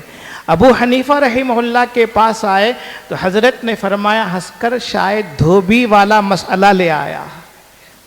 حضرت نے ہنس کر کہا تم نہیں آئے، دھوبی والا مسئلہ تمہیں لے آیا۔ کہا حضرت جی ہاں بالکل سچی بات ہے۔ کہا کہ کیا جواب ہے؟ تو کہا کہ مسئلہ معلوم نہیں، مستقل اپنا سبق اور درس کا حلقہ قائم کر لیا، ایک مسئلہ معلوم نہیں۔ کہا جی غلطی ہو گئی، آپ بتائیے۔ صاف مان لیا غلطی ہو گئی۔ کہا حضرت نے فرمایا دیکھو، اگر پہلے کپڑے دھو دیے تھے، پہلے اس نے کپڑے دھو دیے تھے اور انکار تو کر دیا، دوسری بار دے دیا، انکار سے پہلے کپڑے دھو دیے تھے تو قیمت دینا واجب، انکار کرنے کے بعد کپڑے دھوئے تھے تو قیمت دینا نہیں، قیمت نہیں دی جائے گی۔ کہا کیوں؟ کہا کہ انکار سے پہلے جو قیمت طے ہوئی تھی، جو معاوضہ طے ہوا تھا، جو 2 درہم طے ہوئے تھے، دھوبی نے مالک کے لیے کپڑا دھویا تھا، انکار کرنے کے بعد اس نے اپنے لیے کپڑا دھویا تھا، غصب کر لیا، انکار کے بعد کپڑا اپنے لیے دھویا، لہٰذا انکار کے بعد نہیں، انکار سے پہلے کپڑے کے مالک کے لیے دھویا تھا، قیمت واجب ہوگی۔ امام اعظم ابو حنیفہ رحمہ اللہ کی 1-2 نہیں سینکڑوں واقعات ہیں فراست کے۔ ایک بہت بڑے امام ہیں وکیع، وہ کہتے ہیں بہت دلچسپ مسئلہ ہے، سنیے کہ سفیان ثوری، امام ابو حنیفہ، مسعر بن قدام، مالک بن مغول، یہ اور ان جیسے اور بھی بڑے بڑے علماء تھے، اور سب ایک ولیمہ میں جمع تھے، سب کے سب ایک ولیمہ میں جمع تھے۔ ولیمہ کی دعوت ہو رہی تھی، اور ہوا یہ تھا کہ ایک شخص نے اپنی 2 بیٹیاں دوسرے شخص کے 2 بیٹوں کو دی تھی، مطلب 2 بہنوں کی شادی 2 بھائیوں سے ہوئی تھی، 2 بیٹیاں 2 بیٹوں کو۔ ولیمہ کے وقت شاید کھانا کھا چکے تھے لوگ، جو گھر کا مالک ہے، جو بیٹیوں کا باپ ہے، اس نے آ کر کہا کہ بہت بڑی مصیبت ہو گئی، بہت بڑی مصیبت ہو گئی۔ لوگوں نے کہا، علماء نے کیا ہو گئی؟ کہا کہ میں نہیں کہنا چاہتا۔ امام اعظم ابو حنیفہ بھی تھے، پوچھا بھائی بتاؤ تو صحیح کیا ہے؟ اس نے کہا حضرت بہت بڑی غلطی ہو گئی، جس سے شادی ہوئی تھی وہ عورت اس کے پاس نہیں گئی، بلکہ عورت بدل گئی، بیوی بدل گئی، اس کے پاس دوسری گئی، اس کے پاس دوسری گئی، اور گویا ناجائز تعلق ہو گیا۔ امام اعظم ابو حنیفہ رحمہ اللہ نے پوچھا ان دونوں نے صحبت بھی کر لی تھی؟ کہا ہاں صحبت بھی ہو چکی تھی۔ امام ابو حنیفہ رحمہ اللہ ابھی کچھ بولے ہی نہیں، حضرت سفیان ثوری رحمہ اللہ نے بولنا شروع کر دیا۔ انہوں نے کہا ایسا ہی ایک مسئلہ حضرت معاویہ رضی اللہ عنہ کے پاس پیش آیا تھا، ایسا ہی ایک مسئلہ حضرت معاویہ رضی اللہ عنہ نے وہ مسئلہ حضرت علی رضی اللہ عنہ کے پاس بھیج دیا کہ آپ حل کر سکتے ہیں۔ علی رضی اللہ عنہ نے یہ فیصلہ کیا کہ دونوں شخص جس کے ساتھ انہوں نے رات گزاری ان کو مہر دے دیں، پھر واپس اپنے اپنے شوہر کے پاس چلے جائیں۔ جس کے ساتھ انہوں نے رات گزاری ان کو مہر دے دیں، اور غلطی سے ہونے کی وجہ سے یہ معاف ہے، دھوکے سے ہونے کی وجہ سے، لہٰذا اپنے اپنے شوہر کے پاس چلے جائیں جن سے شرعی نکاح ہوا تھا۔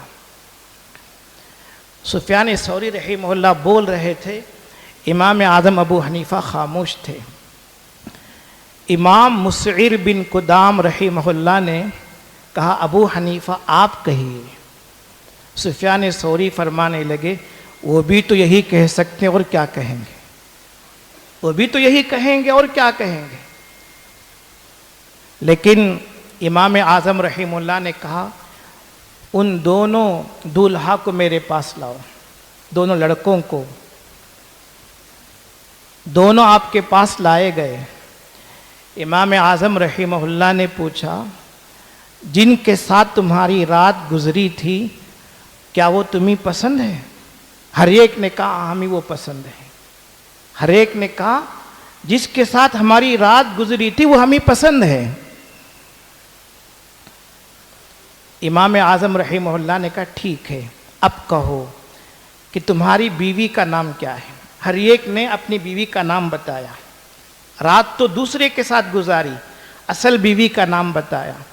تو کہا کہ تم کہو کہ جو تمہاری بیوی کا تم نے نام لیا فلانا کو میں نے طلاق دے دی۔ پھر اس سے کہا کہ تم بھی کہو فلانا کو میں نے طلاق دے دی۔ اب دونوں نے طلاق دے دی تو حضرت امام اعظم نے اب نکاح ہی پڑھا دیا، نکاح پڑھا دیا۔ اب جن کے ساتھ رات گزری وہی ان کی بیوی ہو گئی۔ سارا مجمع حیران رہ گیا۔ مسعر بن قدام اٹھتے ہیں، امام اعظم ابو حنیفہ کی پیشانی کو بوسہ دیتے ہیں اور کہتے ہیں میں ہمیشہ آپ کی تعریف کرتا ہوں اور آپ کے اوصاف بیان کرتا ہوں اور لوگ مجھ سے جلتے ہیں، حسد کرتے ہیں، لیکن آپ جیسا کوئی نہ پیدا ہوا نہ ہو سکے گا۔ ایک اور واقعہ سنیے۔ شریک ایک بڑے امام ہیں، شریک، وہ کہتے ہیں ایک سید زادے کا انتقال ہو گیا۔ سید زادے کا مطلب سادات میں سے ایک نوجوان کا، جو سادات ہیں اللہ کے رسول صلی اللہ علیہ وسلم کی اولاد میں سے، تو ایک سید زادے کا انتقال ہو گیا۔ چونکہ وہ سید تھا، بہت مشہور آدمی تھا، بہت سے لوگ بڑے علماء اور بہت سے لوگ جنازے میں آئے، بہت سے لوگ آئے۔ جوان بیٹا انتقال ہوا تھا، باپ بھی جنازہ کے ساتھ چل رہا تھا۔ اچانک جنازہ رک گیا، چلتے چلتے جنازہ روک دیا گیا۔ کیا ہوا؟ لوگوں نے کہا کہ اس نوجوان سید زادے کی ماں بھی باہر آ گئی، ماں بھی باہر آ گئی اور اپنا دوپٹہ نکال کر جنازے کے اوپر ڈال دیا۔ حالانکہ اس زمانے میں اس کا رواج ہی نہیں تھا۔ اپنا سر کھول دیا، دوپٹہ نکال کر جنازے کے اوپر ڈال دیا۔ کیا ہوا؟ باپ کو جیسے ہی معلوم ہوا کہ اس کی بیوی آ گئی ہے اور اپنا سر کھول کر وہ کپڑا جنازے پر ڈال دی ہے، تو باپ نے کہا اگر تو یہاں سے واپس نہیں جائے گی تو تجھے طلاق ہے، یہاں سے واپس نہیں جائے گی تو تجھے طلاق۔ بیوی نے جیسے ہی سنا اگر میں نماز جنازہ پڑھے بغیر جاؤں گی تو میرے سارے غلام آزاد، بہت سارے غلام تھے، نماز جنازہ پڑھے بغیر جاؤں گی تو میرے سارے غلام آزاد۔ ادھر بڑا جنازہ اور ادھر یہ ہنگامہ کہ میاں بیوی نے دونوں نے قسم کھا لی۔ اب شور ہو گیا، جو نوجوان انتقال ہو گیا تھا، اس کے باپ نے، سید نے چلا کر کہا امام اعظم ابو حنیفہ اگر اس مجمع میں ہوں تو میری مدد کریں. چیخ کر کہا. امام اعظم ابو حنیفہ رحمہ اللہ سامنے گئے، پوچھا کیا ہوا؟ دونوں سے بات الگ الگ کی. تم نے کیسی قسم کھائی، تم نے کیا قسم کھائی؟ دونوں نے اپنی اپنی بات بتا دی. اللہ اکبر. دانشمندانہ فیصلہ دیکھی. اسی وقت فیصلہ کیا کہ جنازہ یہیں ہے، یہیں رہے گا. آپ نے اس نوجوان کے باپ سے کہا کہ یہیں کھڑے ہو کر نماز جنازہ پڑھاؤ، یہیں کھڑے ہو کر. جو لوگ آگے گئے تھے وہ واپس آ گئے، تو وہیں کھڑے ہو کر اس نے نماز جنازہ پڑھا دی. اب اس کی ماں نے بھی نماز جنازہ پڑھ لی. اب آپ نے اپنی اس عورت سے کہا، نوجوان کی ماں سے، کہ تم یہاں سے گھر چلی جاؤ، تمہاری قسم پوری ہو گئی، غلام آزاد نہیں ہوں گے. اور اس کے باپ سے بھی کہا کہ تمہاری قسم بھی پوری ہو گئی کہ یہاں سے واپس نہیں لوٹی تو تجھے طلاق ہے، لہذا تمہاری بیوی پر طلاق نہیں پڑے گی. مجمع چیخ اٹھا. اللہ اکبر. کس طرح سے مسئلہ حل کر دیا، چٹکیوں میں، چٹکی بجاتے حل کر دیا. ایسے سینکڑوں واقعات ہیں. ایک میں واقعہ سناتا ہوں، بہت عجیب، مجھے تو بہت دیر تک ہنسی آتی رہی. ایک امام ہے، امام اعمش، بہت بڑے امام ہیں. وہ امام ابو حنیفہ رحمہ اللہ کو زیادہ مانتے نہیں تھے، ذرا دور ہی رہتے تھے. ایک مرتبہ انہوں نے اپنی بیوی سے کہا کہ آٹے کی تھیلی خالی ہو گئی، اگر تم نے یہ بات مجھے بتائی. آٹے کی مطلب سودا خالی ہو گیا، گھر میں سودا نہیں ہے.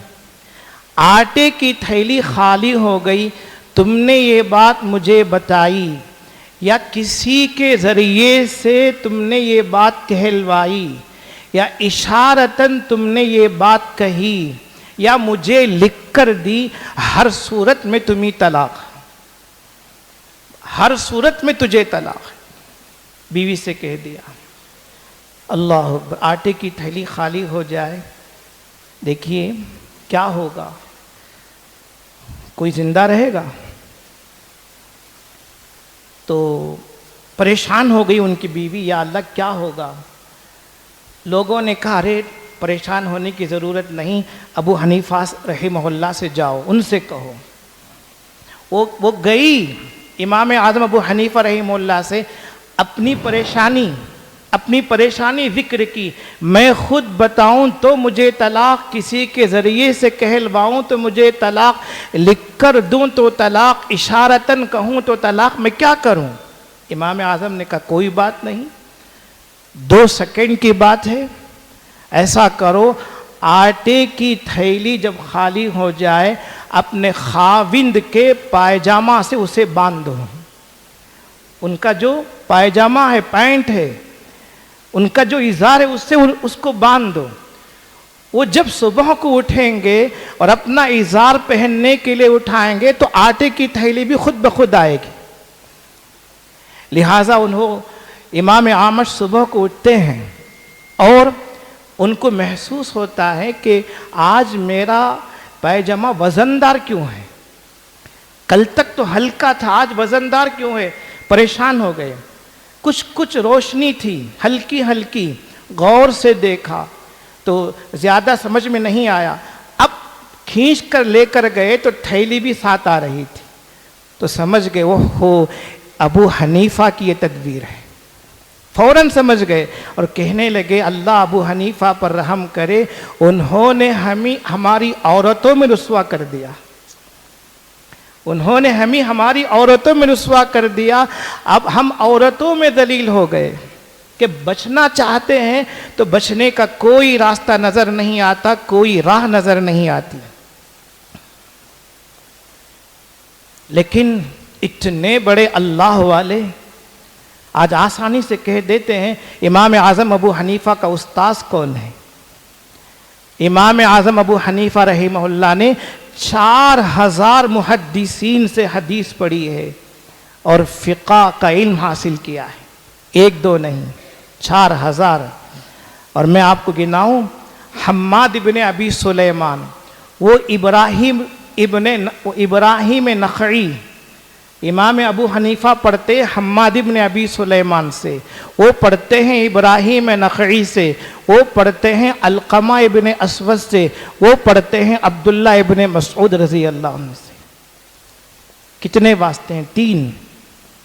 حماد، ابراہیم، علقمہ، وہ پڑھتے ہیں عبداللہ ابن مسعود سے، اور عبداللہ ابن مسعود وہ صحابی ہے، بخاری شریف میں حدیث ہے، اللہ کے نبی خود فرماتے ہیں ابن ام عبد، یعنی عبداللہ ابن مسعود، ابن ام عبد کو لازم پکڑو، ان کے طریقے پر چلو۔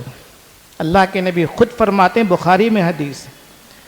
امام اعظم کے جو اساتذہ ہیں 2-3 واسطے سے سب صحابہ ہیں، حضرت علی ہیں اور بھی بہت سارے صحابہ ہیں، 2-3 واسطوں سے بہت پہلے آپ کا مقام ہے۔ یہ علم ہے۔ اور تقوی اور پرہیزگاری کیا ہے؟ علی ابن حفص کہتے ہیں میرے ابا حفص ابن عبد الرحمن، میرے ابا حفص ابن عبد الرحمن ابو حنیفہ رحمہ اللہ کے ساتھ تجارت میں شریک تھے، پارٹنر تھے، اور امام اعظم ابو حنیفہ رحمہ اللہ کپڑے کی بہت بڑی تجارت کرتے تھے، کپڑے کی۔ تو ایک دن امام اعظم ابو حنیفہ رحمہ اللہ نے بہت سا کپڑا بھیجا اور اپنے شریک سے کہا دیکھو فلاں فلاں فلاں کپڑے میں عیب ہے، فلاں فلاں کپڑے میں عیب ہے، جب بیچو تو بتا کر بیچنا، گاہک کو، خریدار کو عیب بتا کر بیچنا۔ یہ کہہ دیا۔ اب انہوں نے کپڑا بیچا اور ہو گیا۔ کچھ دنوں کے بعد امام اعظم ابو حنیفہ رحمہ اللہ نے پوچھا بھائی کیا ہوا؟ کہا کہ میں نے وہ کپڑا بیچا، عیب بتایا تھا؟ کہا نہیں۔ کہا کتنا نفع ہوا تھا؟ کہا 30,000۔ کہا کہ پورا 30,000 صدقہ ہے، اور ان کو پارٹنرشپ سے الگ کر دیا کہ تم میرے ساتھ رہنے کے قابل نہیں۔ آپ جب عیب بتانا بھول گئے، دھوکہ ہو گیا، پورا نفع ہی صدقہ کر دیا 30,000 درہم کا۔ ان کے بیٹے خود کہہ رہے ہیں، علی ابن حفص، میرے ابا کے ساتھ ایسا واقعہ پیش آیا۔ ابو المؤید خارزمی وہ کہتے ہیں ایک دن میں دیکھا امام اعظم ابو حنیفہ رحمہ اللہ کو کہ ایک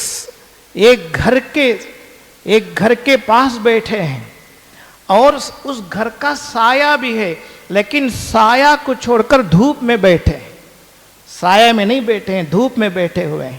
میں آگے بڑھ کر پوچھا حضرت آپ سایہ میں بیٹھتے، آپ دھوپ میں کیوں بیٹھے ہیں؟ کہا بات یہ ہے کہ اس گھر والا، جو اس گھر کا مالک ہے، یہ جو گھر والا ہے میرا قرض دار ہے، میرا قرض دار ہے، اور حدیث میں ہے ہر وہ قرض جس کے پیچھے کوئی نفع ہو وہ سود ہے، کل قرض جر نفعا فہو ربا، ہر وہ قرض جو نفع کو کھینچ لائے وہ سود ہے۔ میں یہ نہیں چاہتا کہ اس کے گھر کے سایہ سے سایہ حاصل کروں اور میں سود کھانے والا ہو جاؤں۔ کہاں تک احتیاط ہے؟ اور آگے چلیے، ایک مرتبہ کوفہ میں ایک شخص نے نبی ہونے کا دعویٰ کیا، نبی ہونے کا، آپ کا علم دیکھیے۔ لوگوں نے کہا کہ نبی ہو تو تمہاری دلیل کیا ہے، علامت کیا ہے، نبی ہونے کی دلیل کیا ہے، علامت کیا ہے؟ اس نے مہلت مانگی، مجھے مہلت دو کہ میں علامت بتاؤں گا، علامت بتا۔ یہاں رک کر ایک لطیفہ سناتا ہوں، پھر آگے بات بڑھے گی۔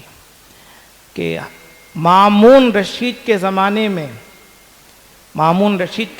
میں ایک شخص نے نبی ہونے کا دعویٰ کیا، ہارون رشید کا بیٹا مامون رشید۔ لوگوں نے مامون رشید سے کہا فلاں نبی ہونے کا دعویٰ کیا ہے، دعویٰ کر رہا ہے۔ مامون رشید نے کہا اس کو پکڑ کے لاؤ، پکڑ کے لائے، کہا اس کو مطبخ میں، کچن میں رکھو، کہ وہاں یہ رہے، نگران رہے۔ بادشاہ کا جو کچن ہوگا کیا ہوگا سوچیں۔ ہمیشہ بہترین غذائیں پکتی تھی، بنائی جاتی تھی، شاندار اور لذیذ غذائیں، تو اس کو وہاں رکھا۔ چند دن کے بعد مامون رشید نے بلایا، پوچھا کیا اب بھی وحی آ رہی ہے؟ نبی کے پاس وحی آتی ہے نہیں آتی؟ کیا اب بھی وحی آ رہی؟ کہا ہاں، کیا آتی ہے؟ یہ وحی آتی ہے کہ ہمیشہ بادشاہ کے کچن ہی میں رہنا، بادشاہ کے مطبخ میں ہی رہنا، کبھی وہاں سے باہر نہ آنا۔ اب یہ وحی آئی ہے، نعوذ باللہ من ذالک۔ تو لوگوں نے مہلت مانگی، مہلت دو۔ امام اعظم ابو حنیفہ رحمہ اللہ کو معلوم ہوا تو فوراً فرمایا جو اس سے دلیل مانگے گا وہ کافر ہو جائے گا، جو اس سے دلیل مانگے گا وہ کافر ہو جائے گا۔ پھر حدیث پڑھی، اللہ کے نبی علیہ الصلاۃ والسلام نے فرمایا انا خاتم النبیین لا نبی بعدی، میں آخری نبی ہوں، خاتم النبیین ہوں، میرے بعد کوئی نبی نہیں آئے گا۔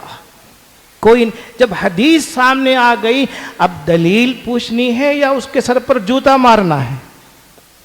بھلا بتائیے کیا کرنا ہے؟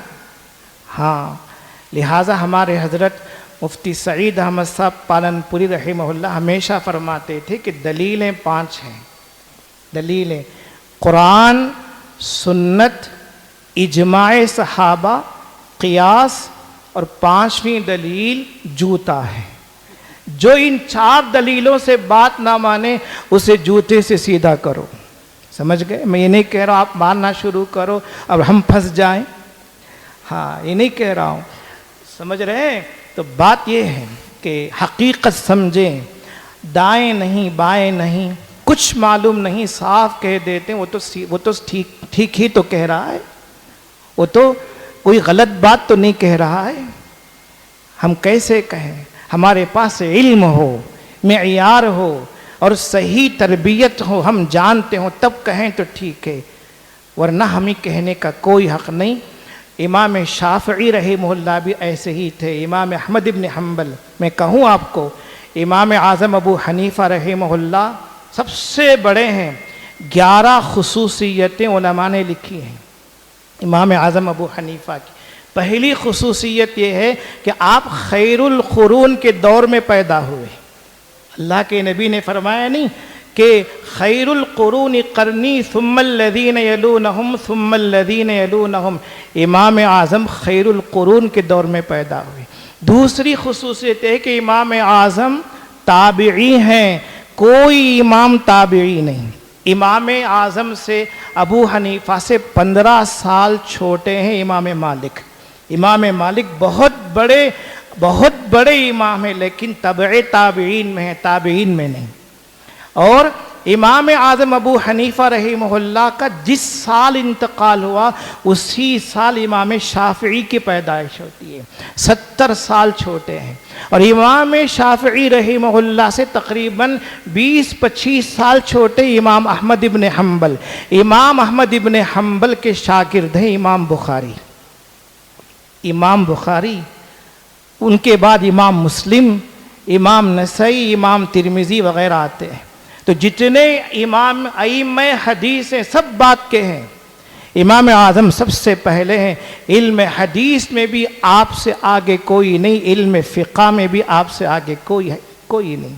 لہٰذا آپ کوئی بہکائے، دھوکہ دے، آپ بالکل بھولے بھالے نہ بنیے، سمجھے؟ بہت بڑی غلطی ہوگی۔ ڈاکٹر کے پاس دکھاتے ہیں تو دوائی لکھ کر دی جاتی ہے اور سب کچھ ٹھیک ہوتی ہے، پھر بھی جا کر ڈاکٹر کو دکھا کر آتے ہیں کہ آپ ایک بار دیکھ لیں کہ کیا یہ وہی ہے یا اس میں کچھ تبدیلی ہو گئی۔ سب کچھ صحیح ہونے کے بعد ڈاکٹر کو دکھاتے ہیں تو اپنی جان اور صحت کی اتنی فکر ہے تو اپنے ایمان کی فکر کیوں نہیں؟ اپنے عقائد کی، اپنے اعمال اور اخلاق کی فکر کیوں نہیں؟ موبائل فون سے آسانی سے کیوں خراب ہو رہے ہیں، کیوں بگڑ رہے ہیں؟ اپنے علماء سے پوچھ لیتے، معلوم کر لیتے، علماء بتا دے کہ حق کیا ہے، باطل کیا ہے، صحیح کیا ہے اور غلط کیا ہے، سب باتیں بتا دے، کھول کر بتاتے۔ لہٰذا اللہ کے لیے آپ یہاں سے یہ ارادہ لے کر اٹھیں کہ یہ جو مجلس اس وقت ہو رہی ہے اللہ اس کو قبول فرمائے اور اس کے اثرات و ثمرات اللہ قیامت تک باقی رکھے۔ اب آپ میں سے ہر ایک شخص کیا ہے؟ واز سن لیا آپ نے، ہمارے تبلیغی احباب کہتے ہیں کہ باتیں سننے کے بعد ہر شخص داعی ہے۔ اب آپ میں سے ہر ایک کیا ہے؟ داعی ہے۔ لہٰذا آپ اب کسی کی بات سن کر آپ بھولے نہ ہو جائیے، غور کیجئے۔ قرآن کہتا ہے والذین اذا ذکروا بآیات ربہم لم یخروا علیہا صما وعمیانا، رحمان کے بندے وہ ہیں جو جب ان کے سامنے آیتیں پڑھی جاتی ہیں تو اندھے بہرے ہو کر گرتے نہیں، اندھے بہرے ہو کر گرتے نہیں۔ اللہ نے عقل دی ہے، یہ عقل ڈاکٹر کے پاس کام آتی ہے، یہ عقل ہوٹلوں میں کام آتی ہے، یہ عقل بیپار میں تجارت میں کام آتی ہے، کاروبار میں کام آتی ہے، ہر جگہ کام آتی ہے۔ دین میں کام کیوں نہیں آتی؟ مسائل میں، عقائد میں کام کیوں نہیں آتی؟ ہر ایرے غیرے کی بات کیوں سنتے ہیں، کیوں سمجھتے ہیں کہ صحیح بول رہا ہے، ٹھیک بول رہا ہے؟ لہٰذا آپ نیت کریں، طے کریں۔ ایک تو عملی زندگی ہے جو حضرت مہمان محترم نے بتائی، عملی زندگی کیسے گزارنی ہے، اس کے ساتھ علمی زندگی، اخلاقی زندگی، تقوی کی زندگی، عقائد اور ایمان کی حفاظت کی زندگی کیسے ہونی ہے، آپ طے کریں کہ ہم انشاءاللہ اس کے ساتھ ہی آگے زندگی گزاریں گے۔ اللہ تعالیٰ توفیق عطا فرمائے، آمین برحمتک یا ارحم الراحمین۔